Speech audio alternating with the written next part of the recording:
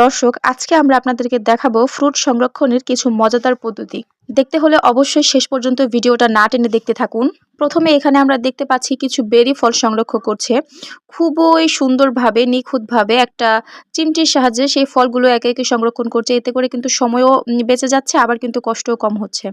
তারপরে আমরা দেখতে পাচ্ছি এখানে টমেটোর একটা ফ্যাক্টরি।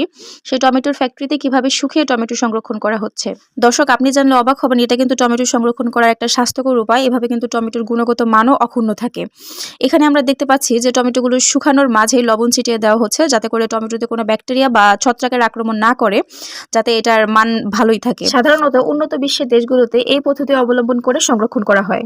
তারপর আমরা দেখতে পাচ্ছি যে এখানে এটাও একটা বেড়ে জাতীয় গাছ, যে গাছটা নিচে একটা কাগজ বিছিয়ে তারপর ভাইব্রেশন করার মাধ্যমে সবগুলো ফল পেড়ে নেওয়া হচ্ছে। আপনি ভাবুন, যদি একটা একটা করে ফলগুলো পারতো তাহলে কতগুলো ফল নষ্ট হতো আর কতটা সময়ের প্রয়োজন হতো।